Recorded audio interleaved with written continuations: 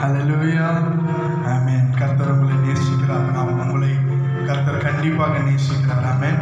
நீங்க இந்த நாள்ல ஆராதனைக்கு வந்திருக்கிறீங்க. கர்த்தர் உங்களை கண்டிப்பா ஆசீர்வதிக்க போகிறார். நீங்க ஆராதனையில ஒரு எதிர்பார்ப்போடு இருங்க. ஏன்னா கர்த்தர் இன்றைய நாள்ல நிறைய பேரோட இருதயங்களை ஆண்டவர் தொட விரும்புகிறார். உங்களை ஆண்டவர் ஆசீர்வதிக்க விரும்புகிறார். உங்களை ஆண்டவர் தொட விரும்புகிறார். விசுவாசத்தோடு நம்ம ஆராதனையில் இருக்கும்போது கர்த்தர் உங்களை கண்டிப்பா தொடுவார். ஆமென். இந்த நாள் ஆராதனையில வந்திருக்கிற ஒவ்வொருத்தரும் ஒரு விஷயமாக நீங்க கண்களை மூடி இந்த நல்ல தேவனை கூப்பிடும். ஆண்டவரே, எங்க ஆராதனை மத்தியில நீங்க அசைவாடுங்க ராஜா. இயேசுவே, உமக்கு நன்றி, உமக்கு நன்றி, உமக்கு நன்றி சுவாமி. தகப்பனே, நீர் தகப்பனே மனிதர்களை தள்ளி தகப்பனே நீர் ஆளுகை செய்கிற தேவனப்பா ராஜா. தகப்பனே, இன்றைய நாள்ல சுவாமி தகப்பனே இங்க இருக்கிற ஒவ்வொருத்தரையும் தகப்பனை தள்ளி தகப்பனை நீர் ஆளுகை செய்க. தகப்பனை ஒவ்வொருத்தரும் மத்தியிலும் தகப்பனை நீர் பேசுவீராக. இயேசுவே, உங்களுடைய கிருபைகள் பேசட்டும்பா. தகப்பனை உங்களுடைய தயவு தகப்பனை ஒவ்வொருத்தரும் மத்தியில் இருக்கட்டும் ராஜா. தகப்பனை நீர் எந்த மனிதனை தகப்பனை தெரிந்து கொண்டு இருக்கிறீரோ அந்த மனிதனை இந்த நாள்ல தகப்பனை இந்த ஆராதனையில நீர் உட்கார வைத்திருக்கிறதுக்காக உமக்கு நன்றி ராஜாதி ராஜாவே. கர்த்தாதி கர்த்தரே சுவாமி, நீங்க இறங்குங்க. உங்களுடைய கிருபை ஒவ்வொரு வீட்டுக்குள்ள இறங்கட்டும் ராஜா. நீர் இறங்குங்க சுவாமி. அப்பா தகப்பனை நீர் எதிர்பார்க்கிற இருதயங்களை தகப்பனை நீர் தொடுவீராக. தகப்பனை உமக்காக வாஞ்சியாக தகப்பனை சும்மா கண்ணீரோடு கவலைகளோடு தகப்பனை வந்திருக்கிற ஒவ்வொருத்தரும் நீங்க தொடுங்க. இயேசுவே, நீங்க ஆசீர்வதிங்க. உங்களுடைய கிருபைகள் தகப்பனை இந்த நாள் முழுவதும் நிரம்பட்டும் ராஜா. எல்லா சோர்வுகளும் எல்லா பலவீனங்களும் தகப்பனை எல்லா வேதனைகளும் நீர் எடுத்து போட்டு உற்சாகத்தின் ஆவியை ஒவ்வொருத்தருக்கும் நீ தருவீராக சுவாமி. நீ நல்லவர், நீ நல்லவர். துதிக்கிறோம் ராஜா. தொடர்ந்து எங்க ஆராதனை மத்தியில நீங்க நடத்துங்க. இயேசுவே நாமத்தினால ஜெபிக்கிறோம் நல்ல பிதாவே. ஆமென். இப்பொழுதுமாக கோயர் நம்ம மத்தியில வந்து சில பாடல்களை பாடி உங்களை ஆராதனை நடத்துவாங்க. ನಿನ್ನಂತ ದೇವರು ಯಾರೂ ಇಲ್ಲ, ನಿನ್ನ ಪ್ರೀತಿಸುವರು ಒಬ್ಬರೂ ಇಲ್ಲ என்ற ஒரு கன்னட பாடலை நம்ம பாடுறோம்.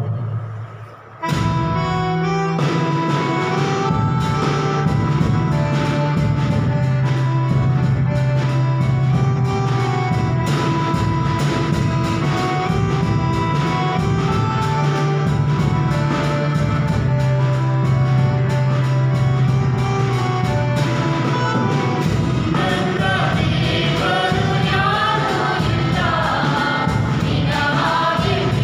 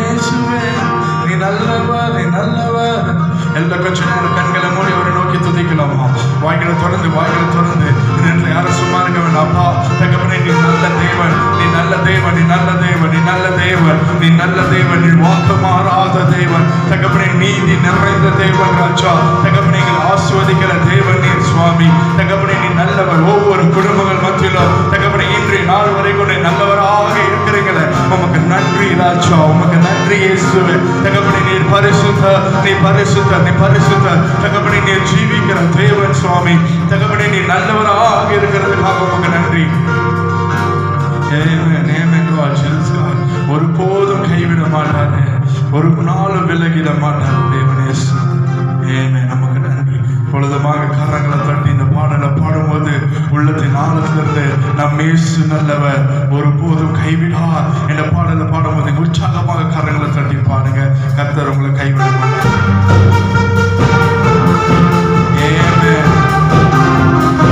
Yes, Lord. கரங்களை தட்டி பாடுமா. ஒன்று சேர்ந்து நான் துதிப்போம், சதானை மீதிப்போம், தேசத்தை சுகந்தரிப்போம். ஒன்று சேர்ந்து நாம் துதிப்போம், சதானை மீதிப்போம், தேசத்தை சுகந்தரிப்போம். நாம் இயேசு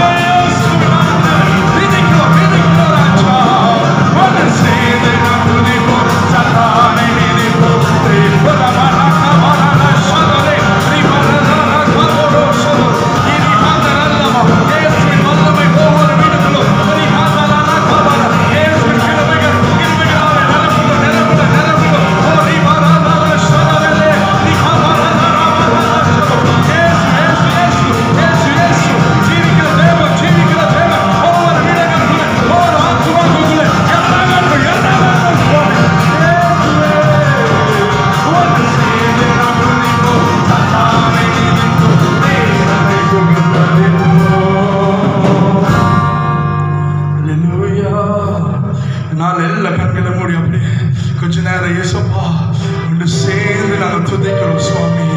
தகப்பனே உனக்கு நன்றி ராஜா, உனக்கு நன்றி இயேசுவே, உனக்கு நன்றி இயேசுவே, நன்றி இயேசுவே. நோருங்குண்ட நெஞ்சமே நோக்கிடு இயேசுவை, நோருங்குண்ட நெஞ்சமே நோக்கிடு இயேசுவை, கூப்பிடு உண்மையா, கூப்பிடு உண்மையா, குறையெல்லாம் நீக்குவார், நம் குறையெல்லாம் நீக்குவார், நம் இயேசு நல்லவர், ஒருபோதும் கைவிடார், ஒரு நாளும் விலகிறார், நம் இயேசு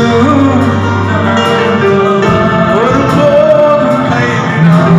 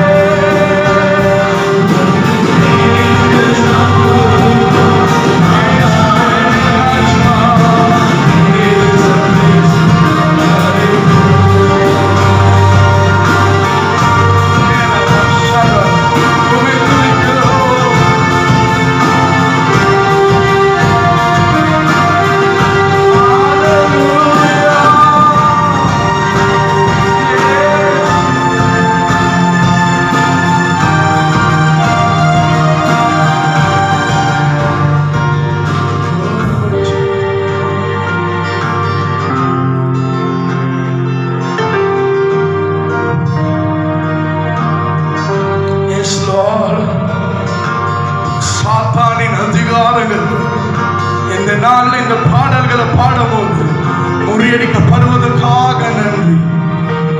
விடமுடாத பாவங்கள், கண்ணீருக்குள்ள கொண்டு போவதான வேதனை, குடும்ப வேதனைகள், வேலை ஸ்தலத்துல வேதனைகள் எல்லாம் இந்த நேரத்தில் நாங்கள் மாற்ற போவதற்காக உமக்கு நன்றி.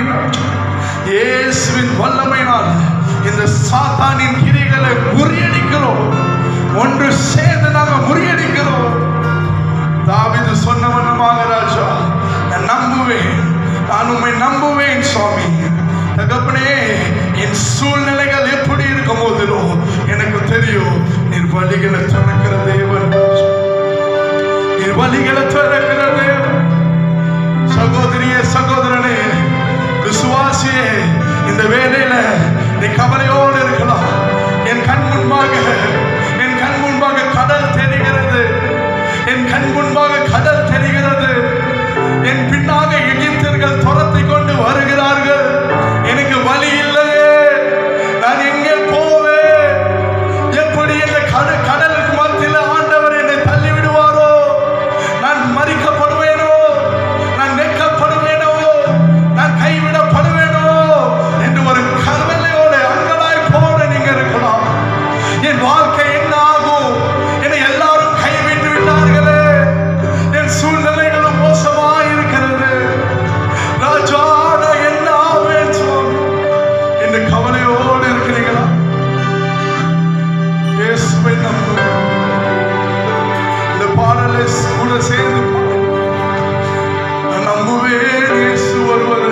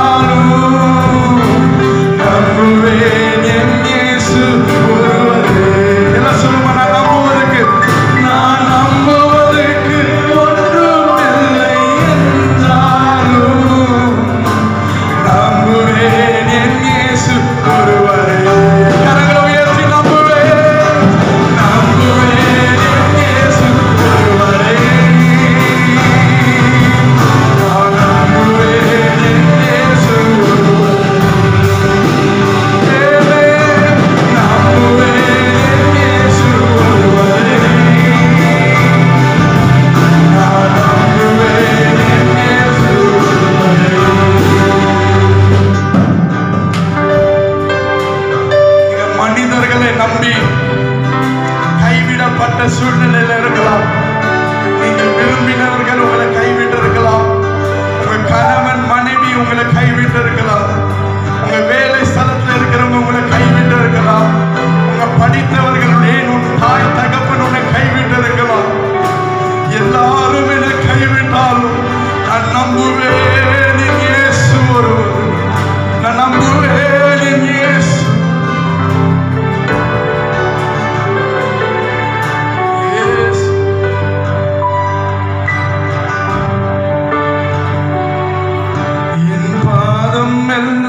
அந்தகாரம் சூழ்ந்தாலும் வாழ்க்கை முடிந்தது.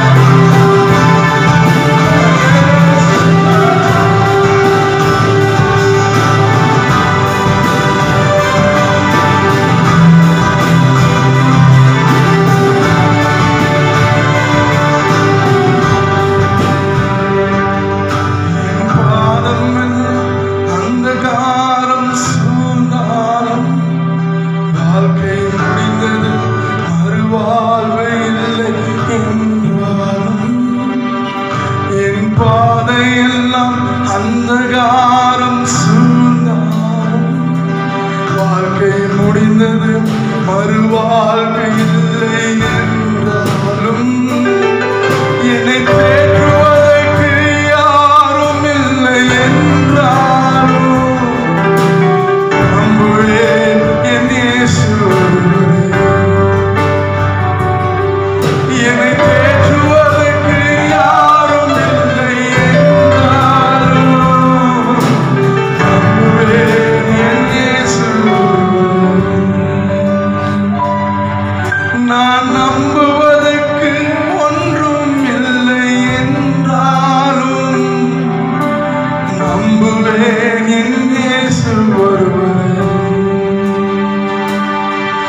என்னை தேற்றுவதற்கு யாரும் இல்லை என்றாலும் நம்புவேன் என் இயேசு ஒருவரே. நான் நம்புவதற்கு ஒன்றும் இல்லை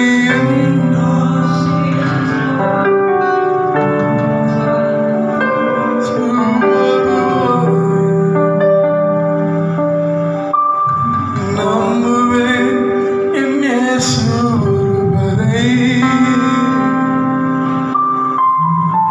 நான் நம்புவேன் என் இயேசு ஒருவரே. சொல்லுவோம். நம்புவேன் என் இயேசு ஒருவரே. நம்புவேன் என் இயேசு ஒருவரே. நம்புவேன் என் இயேசு ஒருவரே.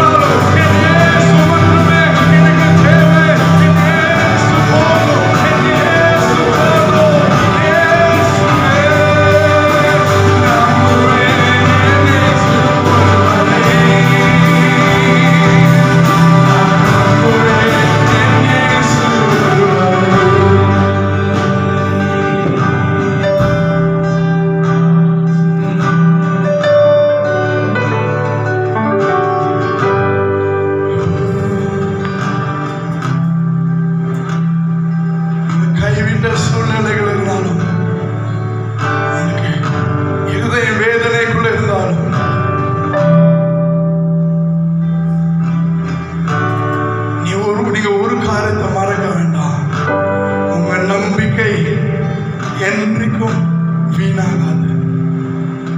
விசுவாசத்தின் துவக்குகிறவரும் முடிக்கிறவருமானவர்.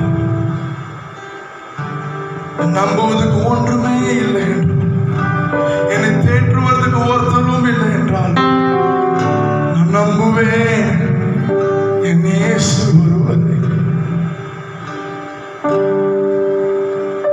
கடைசியாக ஒரு தடவை 2 கரங்களை உயர்த்தி இருக்கிற இடங்களை முழங்கால் பண்ணிட்டு 2 கரங்களை அப்பாவை நோக்கி உயர்த்தி அவரை நோக்கி சொல்லுங்க,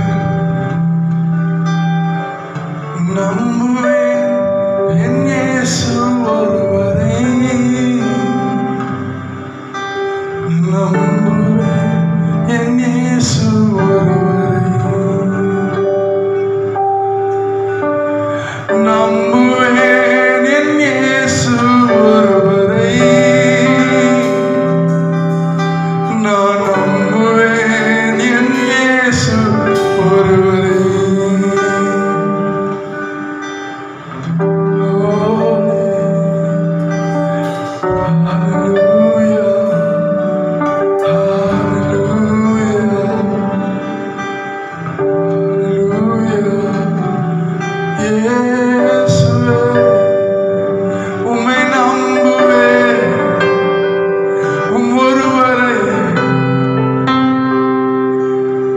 மனிதர்கள் மேலே வைக்கிற நம்பிக்கைகள் ஏமாற்றப்படும் ராஜா.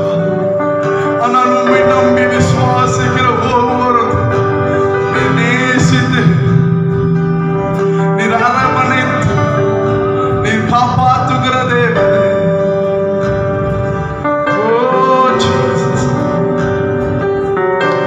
நன்றி சுவாமி, நன்றி. நம்முடைய பிரசனை இருந்ததற்காக நன்றி ராஜா.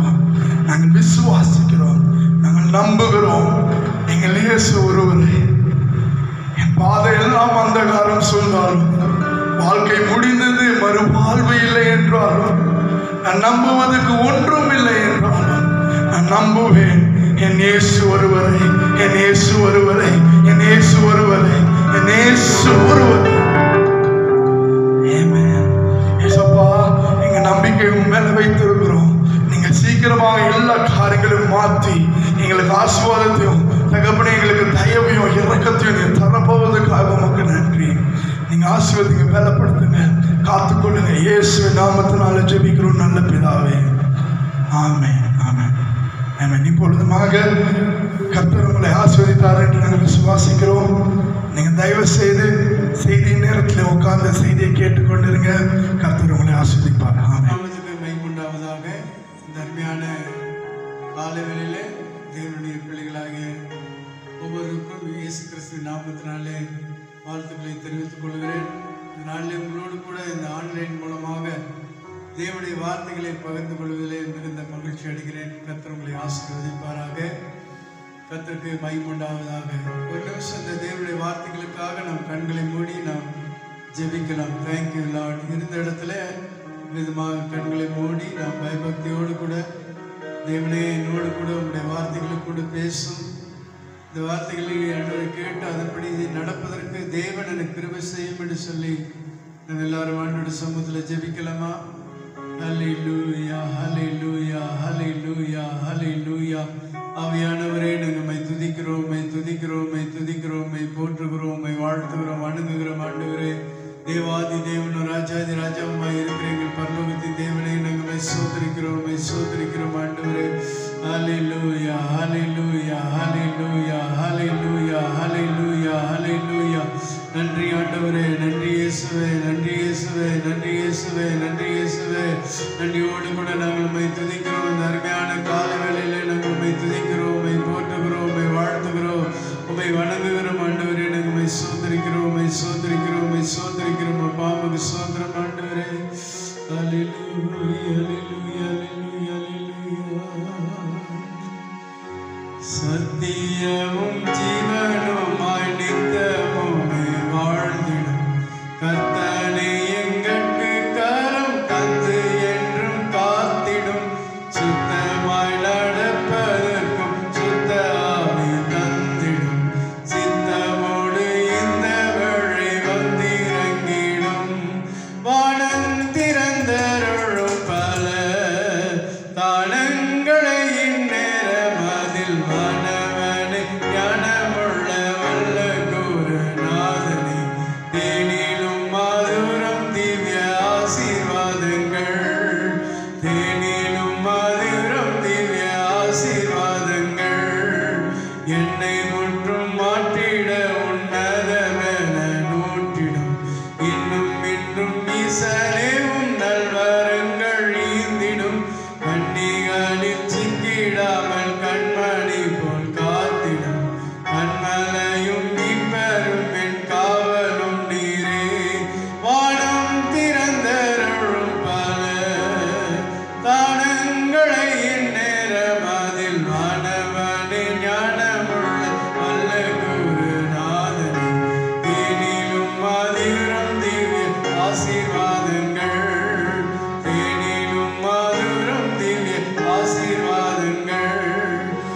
அதிக அதிக அன்பில் அமிழ்ந்து அனுதினம் புதிய நாவுகளாலும் புகழ்ந்தம்மை போற்றிட அதிசயமே அகத்தின் கூரைகள் அகற்றி இது சமயம் உன்னத பலனிதிடும் வானம் திறந்தருளும் பல தானங்களை எந்நேரமதில் மாணவனே ஞானமுள்ள நல்ல குருநாதனே தேனிலும் மதுரம் திவ்ய ஆசீர்வாதங்கள் மாணவனே ஞானமுள்ள வல்ல குருநாதனே தேனிலும் மதுரம் திவ்ய ஆசீர்வாதங்கள் தேனிலும் மதுரம் திவ்ய ஆசீர்வாதங்கள். எங்களை நேசிக்கிற நல்ல ஆண்டவரே, இந்த காலை வேளைக்காக நம்மை துதிக்கிறோம், ஸ்தோத்திரிக்கிறோம். இவ்வளவு நேரமாக நீர் எங்கள் ஆராதனை மத்தியிலே நீர் அசைவடையினதற்காக நமக்கு நன்றி செலுத்துகிறோம். இப்பொழுது நம்முடைய ஆவிக்கிற மன்னாவாகிய இந்த தேவனுடைய வார்த்தைகளை தியானிக்கும்படியாக வந்திருக்கிறோம். பரிசுத்த ஆவியானவரை எங்களோடு கூட இருந்து உங்களுடைய வார்த்தைகளை கொண்டு பேசுவீராக. நாங்கள் அதை கேட்டு அதன்படி நடக்கத்தக்கதாக எங்களை முற்றிலுமாக இந்த காலை வேளையில் அர்ப்பணிக்கிறோம். இந்த ஆன்லைன் மூலமாக இந்த தேவனுடைய வார்த்தைகளை கேட்டுக்கொண்டிருக்கிற ஒவ்வொரு கர்த்தருடைய பிள்ளைகளையும் தேவன் அளவில்லாமல் ஆசீர்வதிக்க வேண்டும் என்று நாங்கள் ஜெபிக்கிறோம். நமக்கு ஸ்தோத்திரம். அடிமையை மறைத்து பரிசுத்த ஆவியானவர் இந்த காலைகளில் வெளிப்படுத்தும்படியாக ஜெபிக்கிறேன். இயேசுவின் நாமத்தினாலே ஜெபிக்கிறேன் ஜீவனுள்ள நல்ல பிதாவே, ஆமென். ஹல்லேலூயா, ஹல்லேலூயா. கர்த்தருடைய நாமத்துக்கு மகிமை உண்டாவதாக. வேதத்திலே இருந்து ஒரு வசனத்தை வாசிக்கலாம். எல்லாருக்கு தெரிந்த ஒரு வசனம் தான். யோவான் எழுதின சுவிசேஷம் 8ஆம் அதிகாரம் 32வது வசனம். சத்தியத்தையும் அறிவீர்கள், சத்தியம் உங்களை விடுதலையாக்கும் என்று ஆண்டவராகிய இயேசு கிறிஸ்து சொன்னார். ஆம், அருமையான தேவனுடைய பிள்ளைகளே, நாம் சத்தியத்தை நாம் அறிந்து கொள்ளும் போது அந்த சத்தியமானது நம்மை விடுதலையாக்கும் என்று சொல்லப்பட்டிருக்கிறது. இன்றைய சூழ்நிலை நீங்க பார்த்தீங்கன்னாக்க இந்த கொரோனா வைரஸ் என்கிற கொள்ளை நோயானது உலகம் முழுவதும் பரவி இருக்கிறதுனால அதிலிருந்து எப்படி விடுதலை பெற்றுக்கொள்வது, என்ன மருந்துகளை தயார் செய்வது, அதற்கான காரியங்களை என்ன செய்வது என்று சொல்லி இன்றைக்கு அநேக மருத்துவத்துறையில் இருக்கிறவர்கள், விஞ்ஞானிகள் எல்லாரும் திகைத்தின்று போனவர்களாக இருக்கிறார்கள். ஆனால் வேதம் சொல்கிறது, நீங்கள் சத்தியத்தை அறிந்து கொண்டால் சத்தியம் உங்களை விடுதலையாக்கும், வியாதியிலிருந்து விடுதலையாக்கும், பாவங்களிலிருந்து விடுதலையாக்கும், பொல்லாத வழிகளிலிருந்து விடுதலையாக்கும், பல விதமான சாத்தானின் பிடியிலிருந்து விடுதலையாக்கும் என்று சொல்லி நாம் அருமையானவர்களே நாம் தியானிக்கிறோம். கர்த்தருக்கு மகிமை உண்டாவதாக. இந்த வேத அதாவது சத்தியமானது எதுவென்று நாம் பார்க்கிற போது சங்கீதத்தின் புஸ்தகம் 119ஆம் அதிகாரம் 142வது வசனம் சொல்லுகிறது, உம்முடைய வேதம் சத்தியம் என்று சொல்லப்பட்டிருக்கிறது. இந்த தேவனுடைய பிள்ளைகளுக்கென்று ஆண்டவர் கொடுத்திருக்கிற ஒரு உன்னதமான புத்தகம் இந்த வேத புத்தகம். இதற்கு பெயர் பரிசுத்த வேதம் என்று சொல்லப்பட்டிருக்கிறது, வேதாகமம் என்று சொல்லப்பட்டிருக்கிறது.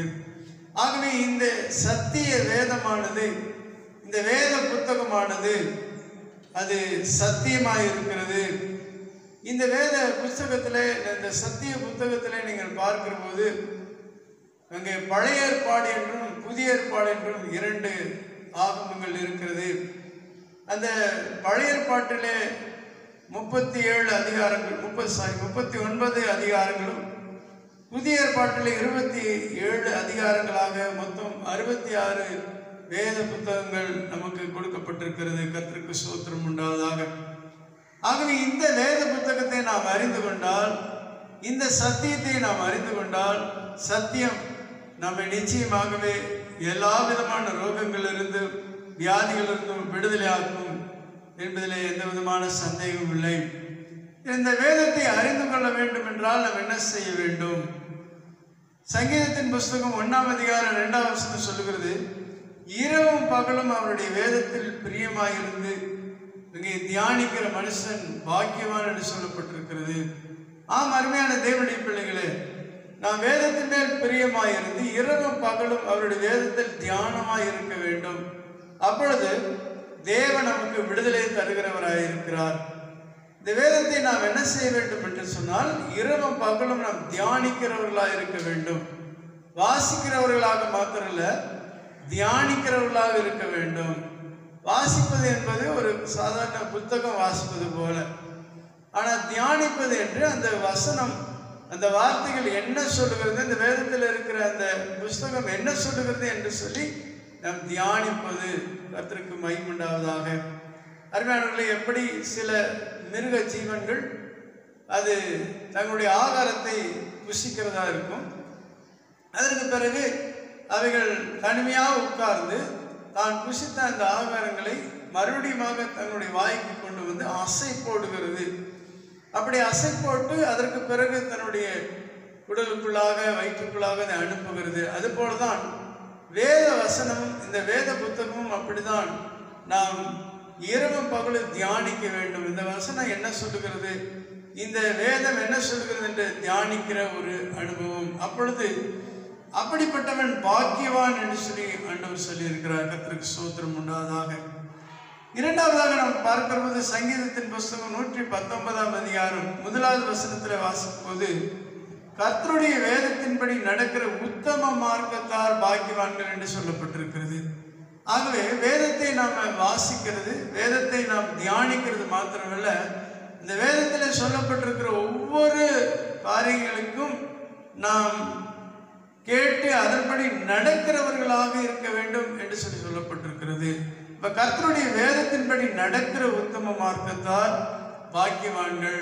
அநேகருடைய வாழ்க்கையில பார்த்தீங்கன்னா வாசிப்பாங்க, தியானிப்பாங்க, எல்லாம் செய்வாங்க. ஆனால் அவங்க வாழ்க்கையில அதன்படி நடப்பார்கள் என்றால் அநேகர் நடப்பது இல்லை. கேட்பார்கள், ஆனால் அதன்படி செய்ய மாட்டார்கள், நடக்க மாட்டார்கள். ஆனால் ஆண்டவர் என்ன சொல்கிறார் என்றால், இந்த வேதத்தின்படி நடக்கிற உத்தம மார்க்கத்தார் பாக்கியவான்கள்.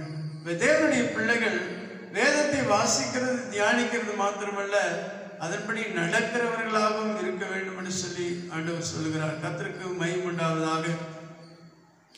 ஆகவே இந்த வேதத்தை அருமையானவர்களே நாம தியானிக்கிறதுனால, வாசிக்கிறதுனாலே நமக்கு உண்டாகிற காரியங்கள் என்ன என்று சொல்லி பார்க்கிற போது, சங்கீதத்தின் புஸ்தகம் 19 அதிகாரத்திலே நாம் ஒரு வசனத்தை வாசிக்கிறோம். சங்கீதம் 19 அதிகாரம்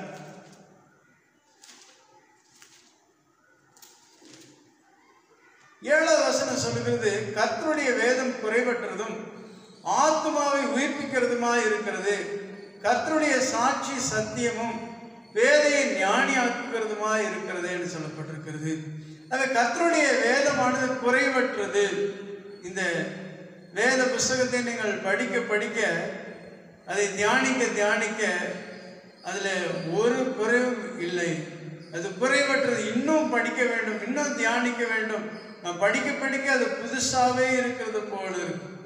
அப்படி நாம் படிக்கும்போது ஒரு குறைவும் இல்லாத ஒரு புஸ்தகம் தான் வேத புஸ்தகம். அது மாத்திரமல்ல, இந்த வேதமானது ஆத்மாவை உயிர்ப்பிக்கிறதா இருக்கிறது.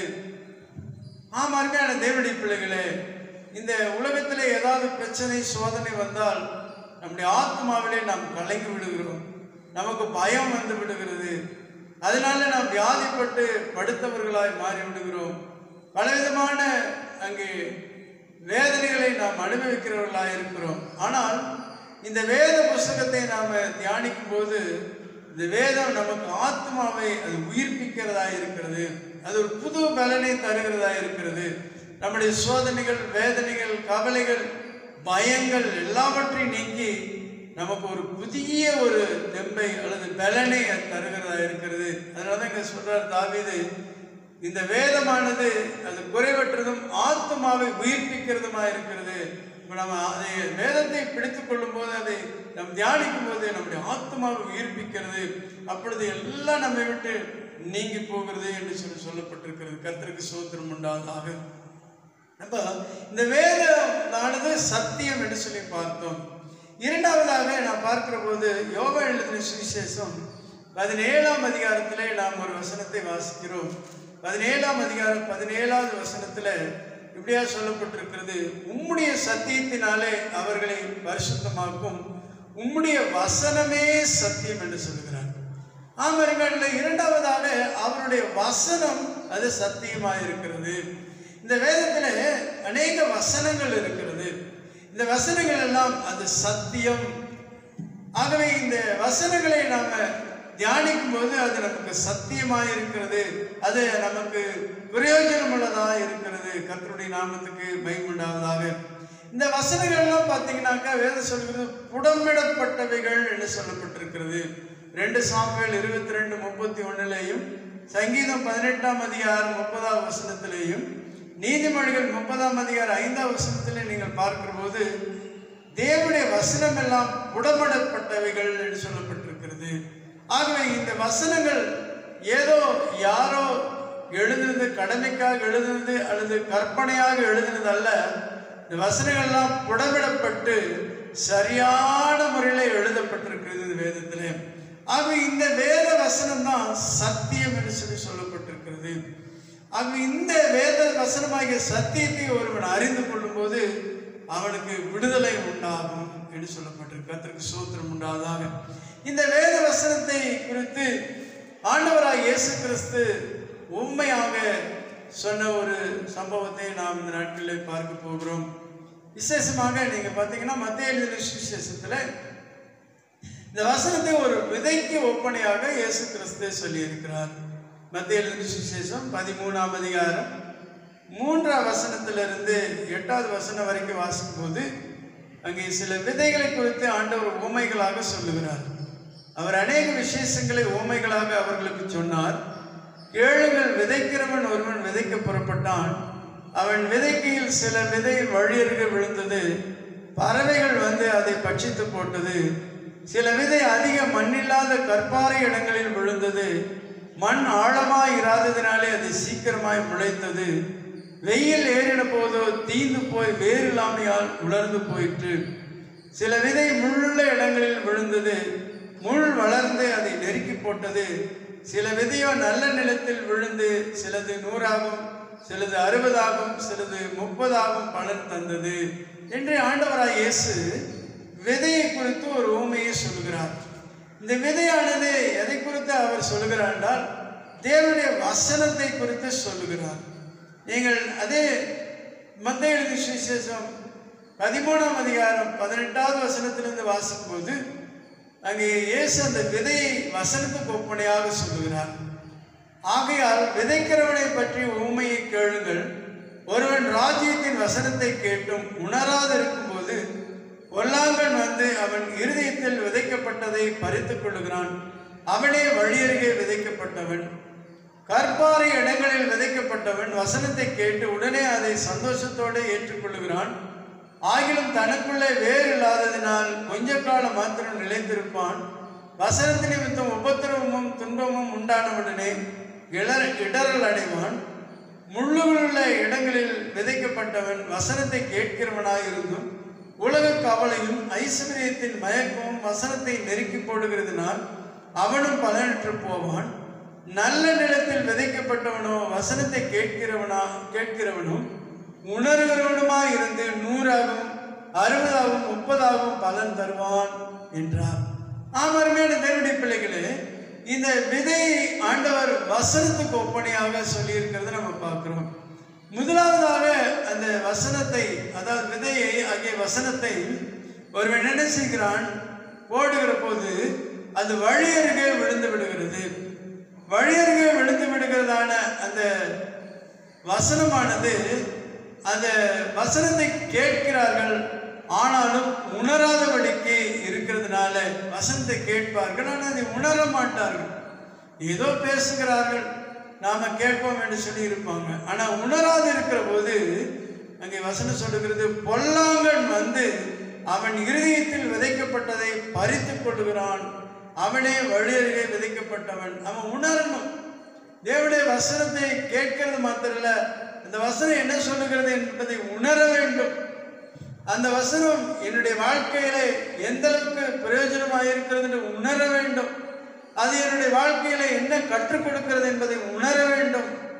அப்படி உணர்ந்து அங்கே கேட்கும்போது தான் அது நல்லது. ஆனால் சிலர் கேட்பார்கள், ஆனால் உணராதபடிக்கு இருக்கிறவர்களாக இருப்பார்கள். அதனால தான் அவர்கள் அந்த வசனத்தை கேட்டும் உணராது இருக்கிறதுனால பொல்லாங்கன் வந்து அவன் இருதயத்தில் விதைக்கப்பட்டதை பறித்து கொள்ளுகிறான்.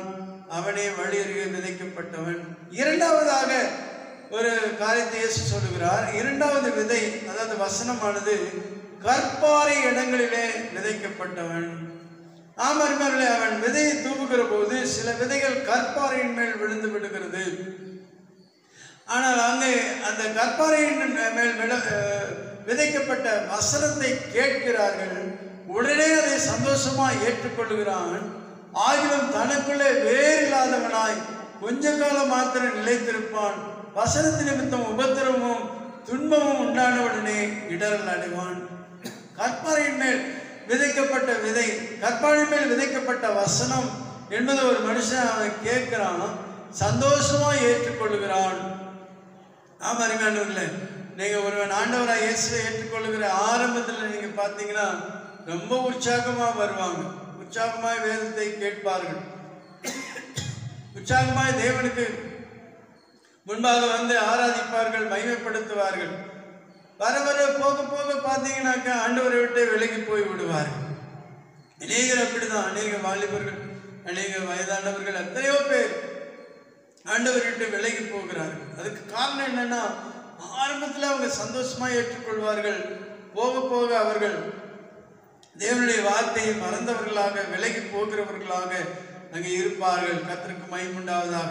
அதனால்தான் ஆண்டவராகிய தேவன் அங்கே சொல்லுகிறார், ஆதியில இருந்த அன்பை விட்டாய் என்று சொல்லி உண்மையில் எனக்கு குறை என்று சொல்லுகிறார். அது தேவனுடைய ஜனங்கள் ஆண்டவருடைய வசனத்தை கேட்டுக்கொள்கிறது மாத்திரமல்ல, சந்தோஷமாக ஏற்றுக்கொள்கிறது மாத்திரமல்ல, அதிலே நாம் நிலைத்திருக்கிறவர்களாக இருக்க வேண்டும் என்று சொல்லுகிறார். மூன்றாவதாக நாம் பார்க்கும்போது, முள்ளுள்ள இடங்களில் விதைக்கப்பட்டவன் வசனத்தை கேட்கிறவனாக இருந்தும் உலக கவலையும் ஐஸ்வர்யத்தின் மயக்கமும் வசனத்தை நெருக்கி போடுகிறதுனால் அவனும் பலனற்று போவான். மூன்றாவதாக விதைக்கப்படுகிற இந்த வசனம் எங்கே விதைக்கப்படுகிறதா? முள்ளுள்ள இடங்கள்ல விதைக்கப்படுகிறது. முள்ளுள்ள இடங்கள்ல விதைக்கப்பட்டாலும் அது வளருகிறது. ஆனால் வசனம் இங்கே சொல்லுகிறது, உலக கவலையும் ஐஸ்வர்யத்தின் மயக்கமும் வசனத்தை நெருக்கி போடுகிறதுனால் அவனும் பலனற்று போவான். உலக கவலை வந்துட்டா என்ன செய்யறாங்க? வசனத்தை மறந்து விடுகிறார். அது மாத்திரம் இல்ல, ஐஸ்வர்யம் வந்து விட்டாலும் வசனத்தை மறந்து விடுகிறார். ஒரு முறை ஒரு அருமையான ஊழியக்காரர் அவர்களுக்கு ஒரு ஸ்டிக்கர் ஒன்று நான் கொடுத்தேன். அதிலே இன்று முதல் நான் உன்னை ஆசீர்வதிப்பேன் என்ற வாக்குத்தத்த வசனம் எழுதப்பட்டிருந்தது. அந்த ஊழியக்காரர் நல்ல பெரிய ஊழியக்காரர், நல்ல வசதி படைத்த ஊழியக்காரர். அநேக சபைகள் இருக்கிறது, அநேக ஊழியக்காரர்கள் இருக்கிறார்கள். சிட்டியில மெயின்ல பெரிய சர்ச்சு கட்டி வச்சிருக்காரு, எல்லா வசதியோடு இருக்கிறது. அப்பொழுது இந்த ஸ்டிக்கரை அவருக்கு கொடுத்த போது அந்த ஸ்டிக்கரை வாங்கி பார்த்து விட்டு அவர் சொன்னார், எனக்கு எதுக்கு ஆசீர்வாதம்? எனக்கு நிறைய எல்லாமே இருக்குது, அதனால எனக்கு ஆசீர்வாதம் தேவையில்லை என்று சொன்னார்.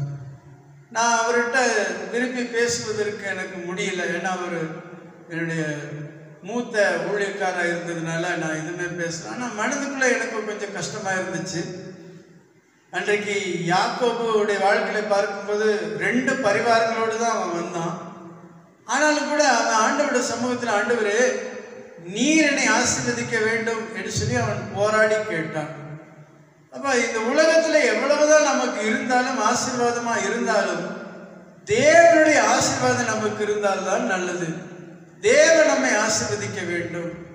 ஆமாம், இன்றைக்கு அநேகர் உலக ஆசீர்வாதங்கள், உலக ஐஸ்வர்யம் வந்துவிட்டால் உடனே அவர்கள் ஆண்டவரை மறந்து விடுகிறார்கள், ஆண்டவரை விட்டு விலகி விடுகிறார்கள். எனக்கு எல்லாம் இருக்கிறது, எனக்கு எல்லா வசதி இருக்கிறது, எல்லா பண வசதி இருக்கிறது, எல்லா செல்வாக்குகள் இருக்கிறது, ஆஸ்திகள் இருக்கிறது, ஆகவே இனி எனக்கு எதற்கு ஆசீர்வாதம், எனக்கு எதற்கு இந்த வசனங்கள் தேவையில்லை என்று சொல்லி நினைக்கிறார்கள். அதுபோலதான் அவர்கள் இந்த முள்ளுள்ள இடங்களில் விதைக்கப்பட்டவர் என்று சொல்லப்பட்டிருக்குது.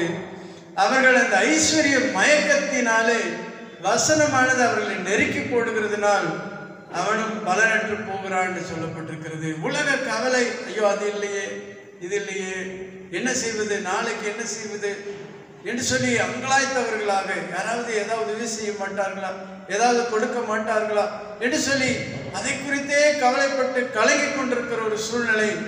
அவனுக்கு அந்த வசனம் அவனை நெருக்கி, இந்த கவலைகள் வசனத்தை நெருக்கி அவர்கள் வசனத்தின்படி நடக்க முடியாதபடிக்கு அவருடைய வாழ்க்கை அங்கு முடிந்து விடுகிறது. நான்காவதாக ஆண்டவராய் இயேசு சொல்றாரு, நல்ல நிலத்தில் விதைக்கப்பட்டவனோ வசனத்தை கேட்கிறவனும் உணர்கிறவனுமாய் இருந்து 100ஆகும் 60ஆகும் 30ஆகும் பலன் தருவான் என்று ஆண்டவராய் இயேசு சொல்லுகிறார். நல்ல நிலத்திலே விதைக்கப்பட்ட வசனங்கள் ஒரு மனிதனுடைய வாழ்க்கையிலே அவனுடைய நல்ல நிலமாய் இருந்து அவனுடைய வாழ்க்கையிலே இந்த வசனங்கள் விதைக்கப்படுகிற போது அவன் அங்கே என்ன செய்கிறான், வசனத்தை கேட்கிறவனாக மாத்திரல்ல அவன் உணர்கிறவனுமாய் இருக்கிறான். அதனாலதான் அந்த வசனமானது அவனுக்கு 100ஆகும் 60ஆகும் 30ஆகும் பலன் தரும் என்று சொல்லி சொல்லப்பட்டிருக்கு. கர்த்தருக்கு ஸ்தோத்திரம் உண்டாவதாக. ஆகவே தேவனுடைய பிள்ளைகளே, இந்த வசனத்தை நாம் ஒருவர் அறிந்திருக்கிற போது இந்த வசனம் தான் சத்தியம். இந்த வசனத்தை நாம் ஏற்றுக்கொண்டு உணர்ந்து அதை கேட்டு உணர்ந்து அதன்படி நடப்போமானால் தேவன் நமக்கு நல்ல பலனை தருகிறவராயிருக்கிறார். ஆகவே இந்த சத்தியமானது வசனத்துக்கு ஒப்பனையாக இருக்கிறது. வசனமே சத்தியமாக இருக்கிறதுனால இந்த வசனத்தை நாம் உறுதியை பற்றி கொண்டு வாழ வேண்டியது அவசியமான ஒரு காரியமாக இருக்கிறது. கர்த்தருடைய நாமத்திற்கு மகிமை உண்டாவதாக. அடுத்ததாக மூன்றாவதாக நாம் பார்க்கிற போது இந்த சத்தியத்தை குறித்து நாம் பார்க்கும்போது என்ன சொல்லப்பட்டிருக்கின்றார், 2 சாமுவேலின் புஸ்தகம் 7ஆம் அதிகாரம் 28வது வசனத்தில் விதமாக நாம் வாசிக்கிறோம். 2 சாமுவேல் புஸ்தகம் 7ஆம் அதிகாரம் 28வது வசனம். இப்போதும் கர்த்தர் ஆகிய ஆண்டவரே, நீரே தேவன், உம்முடைய வார்த்தைகள் சத்தியம். அருமையானவர்களே, தாவீதுக்கு ஆண்டவர் சொன்னாரு, உனக்கு நான் ஒரு வீடு கட்டுவேன் அப்படின்னு சொன்னார். அப்பொழுது அந்த வார்த்தையை அவன் விசுவாசித்து அவனுக்கு என்ன விருப்பம்னா தேவனுக்கு ஒரு ஆலயம் கட்ட வேண்டும் என்று சொல்லி. ஆனால் தேவனும் அவனுக்கு ஒரு நல்ல நித்திய வீட்டை அவனுக்கு கட்டி தருவேன் அப்படின்னு சொல்றாரு. உடனே அந்த தாவீது அந்த தேவனுடைய வார்த்தையை அவன் விசுவாசித்தான். அவன் சொல்றான், இப்போதும் கர்த்தராகிய ஆண்டவரே, நீரே தேவன், உம்முடைய வார்த்தைகள் சத்தியம். ஆண்டவர் சொல்லுகிற வார்த்தையானது சத்தியம், அது உண்மை உள்ளது. அவர் வாக்கு மாறாதவர், அவருடைய வார்த்தைகள் உண்மையுள்ளதாய் இருக்கிறது. அதுதான் சொல்றார், உம்முடைய வார்த்தை சத்தியம். இந்த வேதத்தில் எழுதப்பட்டிருக்கிற ஒவ்வொரு வசனங்களும், இந்த வேதத்தில் எழுதப்பட்டிருக்கிற ஒவ்வொரு வார்த்தைகளும் அது சத்தியமாக இருக்கிறது.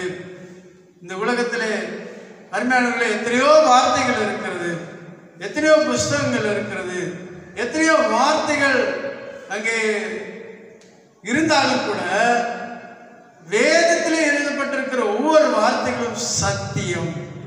இந்த வார்த்தைகள் ஒருபோதும் ஒழிந்து போகவே போகாது. வானமும் பூமியும் ஒழிந்து போனாலும் தேவனுடைய வார்த்தைகள் ஒருபோதும் ஒழிந்து போகவே போகாது. ஆகவே இந்த வார்த்தைகள் சத்தியம் என்று சொல்லி தாவீது இந்த இடத்துல சொல்லுகிறத நம்ம பார்க்கிறோம். கர்த்தருக்கு ஸ்தோத்திரம் உண்டாவதாக. அருமையான தேவனுடைய பிள்ளைகளே, ஆகவே இந்த தேவனுடைய வார்த்தை சத்தியம் என்பதற்கு 2 உதாரணங்களை வேதத்திலிருந்து நாம் பார்க்க போகிறோம். முதலாவதாக நாம் பார்க்கும்போது மத்தேயு எழுதின சுவிசேஷத்தில் 8ஆம் அதிகாரம் 5ஆம் வசனத்திலிருந்து 13ஆம் வசனம் வரைக்கும் நாம் பார்க்கும்போது அங்கே ஒரு சம்பவத்தை நாம் பார்க்கிறோம். இயேசு கப்பர்நகூமில் பிரவேசித்த போது 100க்கு அதிபதி ஒருவன் அவரிடத்தில் வந்து, ஆண்டவரே, என் வேலைக்காரன் வீட்டிலே திமிர்வாதமாய் கிடந்து கொடிய வேதனைப்படுகிறான் என்று அவரை வேண்டிக் கொண்டான். அதற்கு இயேசு, நான் வந்து அவனை சுஸ்தமாக்குவேன் என்றார். 100க்கு அதிபதி பிரயுத்தரமாக, ஆண்டவரே, நீர் என் வீட்டுக்குள் பிரவேசிக்க நான் பாத்திரன் அல்ல, ஒரு வார்த்தை மாத்திரம் சொல்லும், அப்பொழுது என் வேலைக்காரன் சுஸ்தமாவான். நான் அதிகாரத்துக்கு கீழ்ப்பட்டவனாயிருந்தும் எனக்கு கீழ்ப்பட்டிருக்கிற சேவகரும் உண்டு. நான் ஒருவனை போவென்றால் போகிறான், மற்றொருவனை வாவென்றால் வருகிறான், என் வேலைக்காரன் இதை செய்யென்றால் செய்கிறான் என்றான். இயேசு இதை கேட்டு ஆச்சரியப்பட்டு தமக்கு பின் செல்கிறவர்களை நோக்கி, இஸ்ரவேலருக்குள்ளும் நான் இப்படிப்பட்ட விசுவாசத்தை காணவில்லை என்று மெய்யாகவே உங்களுக்கு சொல்லுகிறேன்.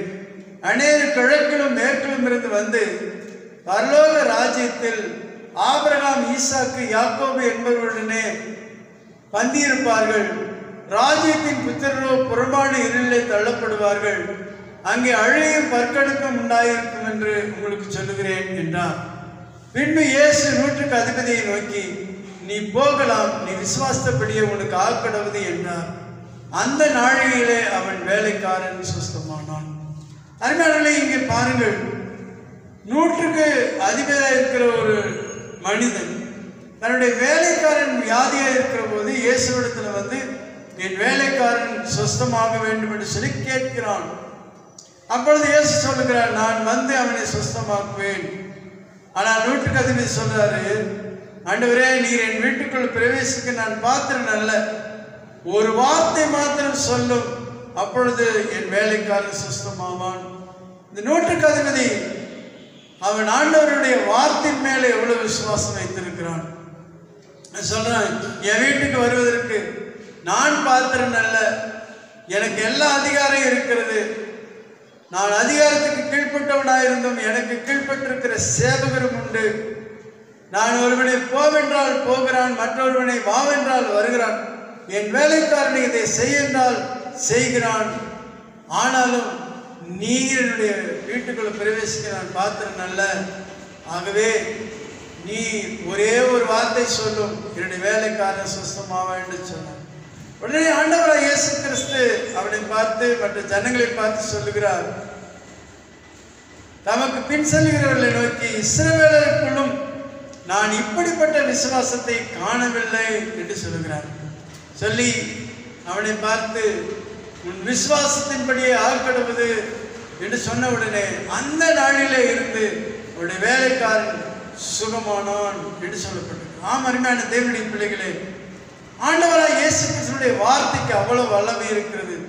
இந்த 100க்கு அதிபதி, ஆண்டவரே, ஒரே ஒரு வார்த்தை சொல்லும், என் வேலைக்காரன் சுஸ்தமாவான். உம்முடைய வார்த்தையை நான் விசுவாசிக்கிறேன், உம்முடைய வார்த்தையை நம்புகிறேன், உம்முடைய வார்த்தைக்கு வல்லமை உண்டு, உம்முடைய வார்த்தை அது மகத்துவமானது. ஆகவே ஒரே ஒரு வார்த்தை சொல்லும். என்ன ஆச்சரியம்! ஆண்டவர் அந்த சொன்ன உடனே அந்த வேலைக்காரன் சுஸ்தமானான். அங்கு சொல்லப்பட்டிருக்கிறது, அந்த நாழிகையிலிருந்து அவன் சுஸ்தமானான் என்று சொல்லப்பட்டிருக்கிறது. ஆகவே தேவனுடைய பிள்ளைகளாகிய நாம் அவருடைய வார்த்தையை நாம் விசுவாசிக்க வேண்டும். அவருடைய வார்த்தை சத்தியம். அவர் சொன்னால் அது அப்படியே நடக்கும். அவர் சொல்லாகும், அவர் கட்டளையிட நிற்கும். ஆக ஒரே ஒரு வார்த்தை சொன்னால் போதும், எல்லா விதமான பிரச்சனையிலிருந்து நமக்கு விடுதலை உண்டு. கர்த்தருக்கு மகிமை உண்டாவதாக. இரண்டாவதாக ஒரு சம்பவத்தை நாம் பார்க்கிற போது, லூக்கா எழுதின சுவிசேஷம் 5ஆம் அதிகாரத்தில் ஒரு சம்பவத்தை நாம் பார்க்கிறோம். பின்பு அவர் கெனசரேத்து கடலருகே நின்றபோது திரளான ஜனங்கள் தேவ வசனத்தை கேட்கும்படி அவரிடத்தில் நெருங்கினார்கள். அப்பொழுது கடற்கரையிலே நின்ற 2 படகுகளை கண்டார். மீன் பிடிக்கிறவர்கள் அவைகளை விட்டு இறங்கி வலைகளை அலசி கொண்டிருந்தார்கள். அப்பொழுது அந்த படகுகளில் ஒன்றில் ஏறினார். அது சீமோனுடையதாய் இருந்தது. அதை கரையிலிருந்து சற்றே தள்ளும்படி அவனை கேட்டுக்கொண்டு அந்த படகில் உட்கார்ந்து ஜனங்களுக்கு போதகம் பண்ணினார். அவர் போதகம் பண்ணி முடித்த பின்பு சீமோனை நோக்கி, ஆழத்திலே தள்ளிக்கொண்டு போய் மீன் பிடிக்கும்படி உங்கள் வலைகளை போடுங்கள் என்றார். அதற்கு இயேசு, ஐயரே, ராம் முழுவதும் நாங்கள் பிரயாசப்பட்டோம், ஒன்றும் ஆகப்படவில்லை, ஆகிலும் உம்முடைய வார்த்தையின்படியே வலையை போடுகிறேன் என்றான். அந்தபடியே அவர்கள் செய்து தங்கள் வலை கிழிந்து போகத்தக்கதாக மிகுதியான மீன்களை பிடித்தார்கள். ஆம், அருமையான தேவனுடைய பிள்ளைகளே, ஆண்டவராய் இயேசு கிறிஸ்து அந்த சீசர்களை பார்த்து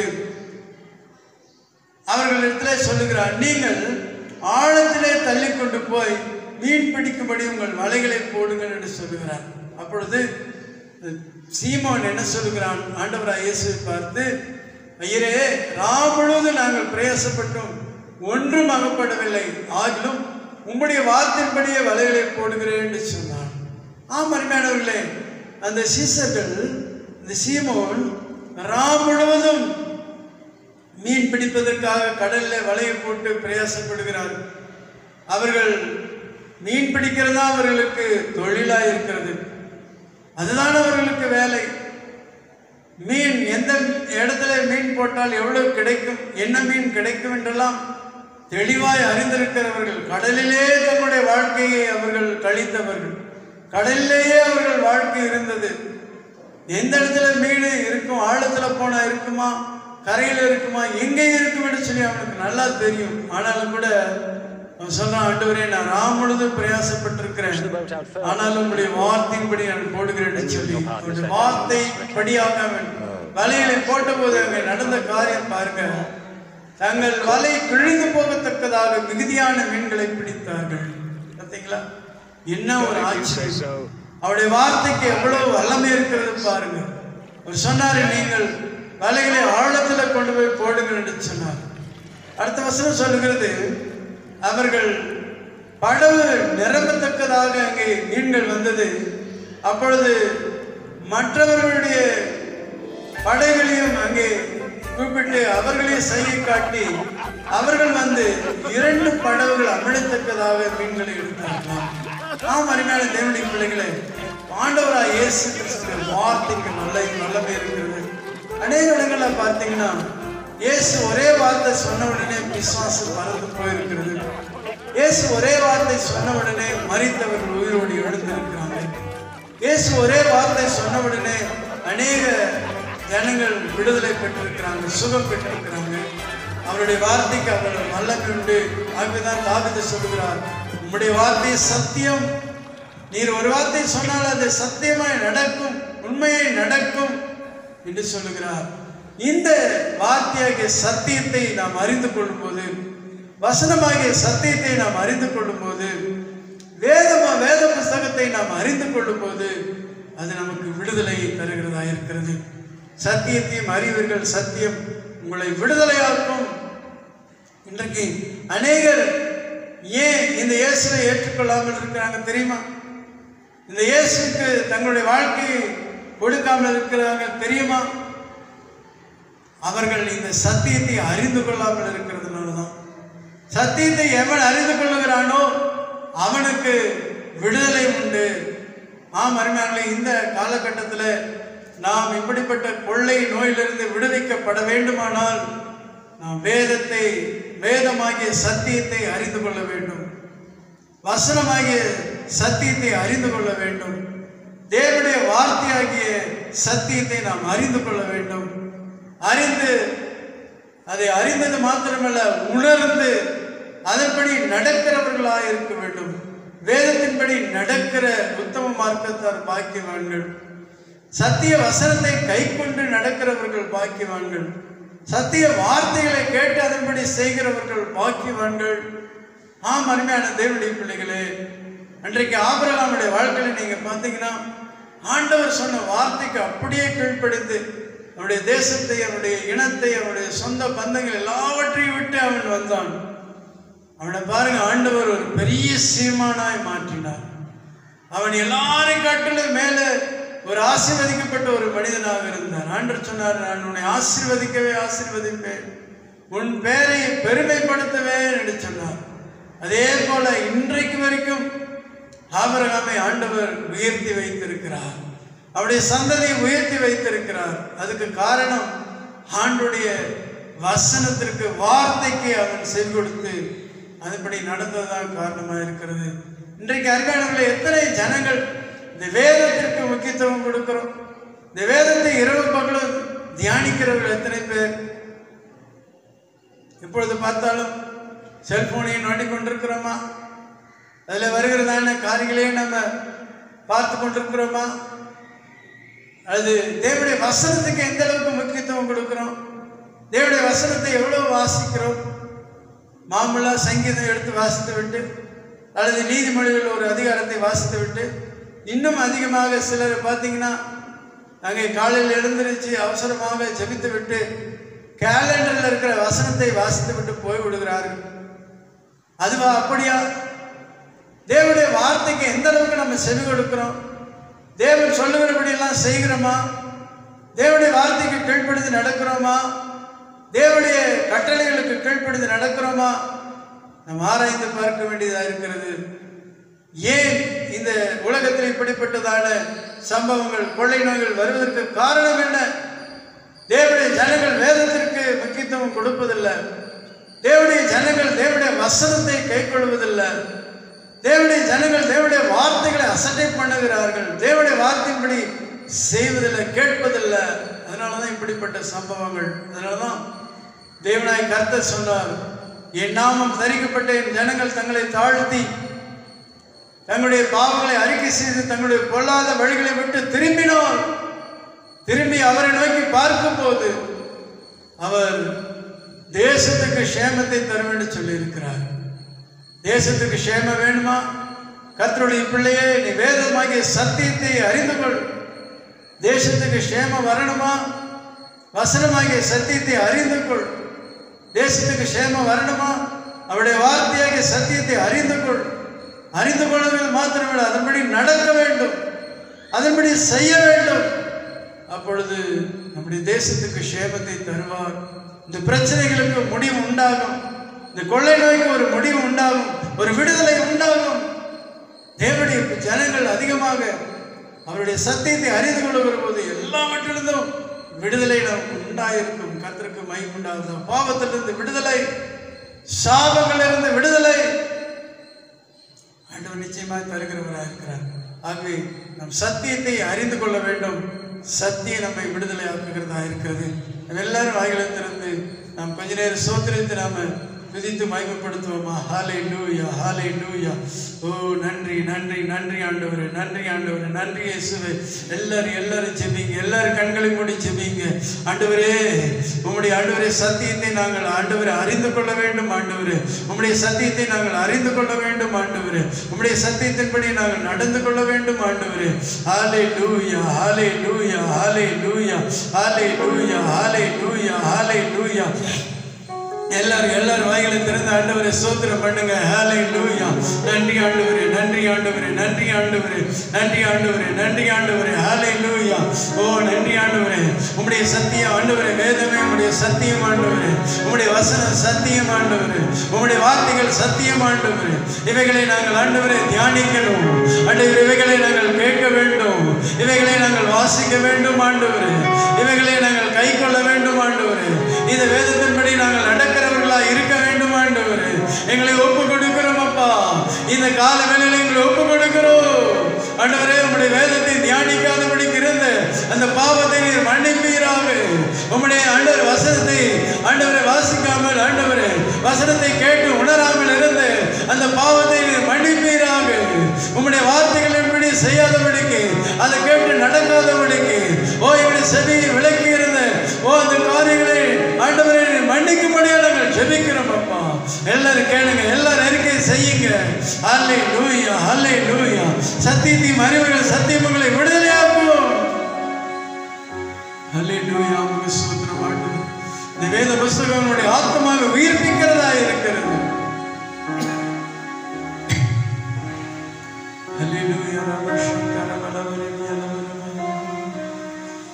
சத்திய வேதம் பக்தரின் கீதம், சுத்தர்கள் போகும் பாதையின் தீபம், உத்தம மார்க்கம் காட்டும் சத்திய வேதம்.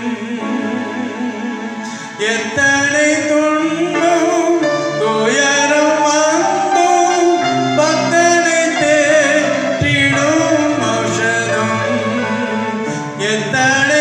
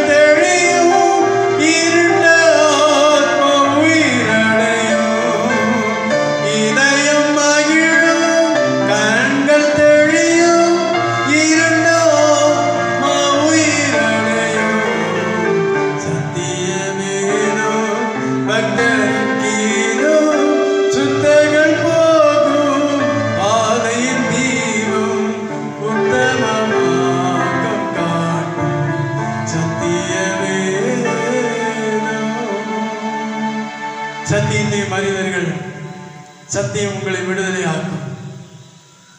நீங்கள் எந்த மாதிரியான சூழ்நிலையிலே பிரச்சனையிலே தவித்துக் கொண்டிருக்கிறீர்களா? யார் என்னை விடுதலையாக்கக்கூடும்? யார் எனக்கு இதிலிருந்து ஒரு சமாதானத்தை கொடுக்க முடியும் என்று சொல்லி மங்களாய்த்தவர்களாக வேதனைப்பட்டவர்களாக இருக்கிறீங்களா? இயேசு சொல்லுகிறார், நீங்கள் சத்தியத்தை அறிந்து கொள்ளுங்கள். வேதமாகிய சத்தியத்தை அறிந்து கொள்ளுங்கள், வசனமாகிய சத்தியத்தை அறிந்து கொள்ளுங்கள், வார்த்தையாகிய சத்தியத்தை அறிந்து கொள்ளுங்கள். அறிந்து கொள்கிறது மாத்திரமல்ல, கேட்கிறது மாத்திரமல்ல, தியானிக்கிறது மாத்திரமல்ல, அதன்படி செய்கிறவர்களாய், அதன்படி நடக்கிறவர்களாய் நாம் மாற வேண்டும். எத்தனை பேர் இன்றைக்கு ஒப்பு கொடுக்கிறீங்க? வலது கரத்தை நீட்டி ஆண்டவருடைய சமூகத்தில் சொல்லுங்க, ஆண்டவரே, உம்முடைய வேதமாகிய சத்தியத்தை நான் அறிந்து, உம்முடைய வசனமாகிய சத்தியத்தை அறிந்து, உம்முடைய வார்த்தையாகிய சத்தியத்தை நான் அறிந்து, கேட்டு, உணர்ந்து, அதன்படி நடக்க ஒப்பு கொடுக்கிறேன் என்று சொல்லுகிறவர்கள் வலது கரத்தை நீட்டி ஆண்டவருடைய சமூகத்தில் அர்ப்பணித்தவர்களா சொல்லுறீங்களா? தேவனாய் கர்த்தர் உடைய இருதயத்தை பார்க்கிறார், உடைய வாஞ்சியை பார்க்கிறார், உடைய விருப்பத்தை, மன விருப்பத்தை பார்க்கிறார். நிச்சயமாகவே இந்த பொல்லாத கொள்ளை நோயிலிருந்து உங்களுக்கு விடுதலை தருவார். உடைய பிரச்சனைகளிலிருந்து விடுதலை தருவார். இந்த சாபங்களிலிருந்து விடுதலை தருவார். பிசாசின் விடுதலிருந்து விடுதலை தருவார். பாவ கிரியைகளிலிருந்து விடுதலை தருவார். மீறுதலிருந்து விடுதலை தருவார். அக்கிரம சிந்தனையிலிருந்து விடுதலை தருவார். ஆண்டவருக்கு உங்களை முற்றிலும் ஒப்பு கொடுங்க, சத்தியத்துக்கு ஒப்பு கொடுங்க. கர்த்தர் நிச்சயமாக உங்களை ஆசீர்வதிப்பார். ஆண்டவரே, நாங்கள் ஸ்தோத்திரிக்கிறீங்களே, நேசிக்கிற நல்ல ஆண்டவரே, உடைய வேத வசனங்களுக்காக நாங்கள் ஸ்தோத்திரிக்கிறோம். நீர் எங்களோடு கூட பேசினதற்காக நன்றி செலுத்துகிறோம். உடைய வார்த்தையின்படியாகவே நாங்கள் ஜீவிக்க, உடைய சத்தியத்தை அறிந்து கொண்டு அதன்படி நடக்க உதவி செய்தார்கள். இதை கேட்டுக்கொண்டிருக்கிற ஒவ்வொருவரையும் ஆசீர்வதிப்பீராக. இயேசுவின் நாமத்தினால ஜெபிக்கிறோம் ஜீவனுள்ள நல்ல பிதாவே, ஆமென். நம்முடைய கர்த்தராகிய இயேசு கிறிஸ்துவின் கிருபையும் பிதாவாகிய தேவனுடைய அன்பும் பரிசுத்த ஆவியானவருடைய அன்னுடைக்கும் சமாதான சந்தோஷம் இப்பொழுது எப்பொழுது சதா காலங்கள் நம் அனைவரோடு கூட என்றென்றும் இருப்பதாக. எல்லோரும் கூட சேர்ந்து பாடலாம். என் ஆத்துமாவே கர்த்தரை ஸ்தோத்திரி, என் முழு உள்ளமே அவர் பரிசுத்த நாமத்தை ஸ்தோத்திரி.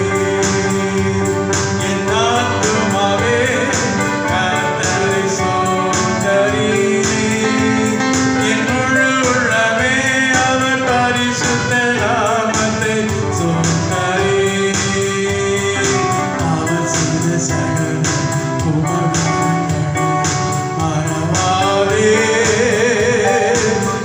செய்த சகல உபகாரங்களையும் மறவாதே. என் ஆத்துமாவே கர்த்தரை ஸ்தோத்திரி, என் முழு உள்ளமே அவர் பரிசுத்த நாமத்தை ஸ்தோத்திரி. ஹல்லேலூயா, ஹல்லேலூயா, ஹல்லேலூயா. கர்த்தர் உங்களை ஆசீர்வதிப்பாராக.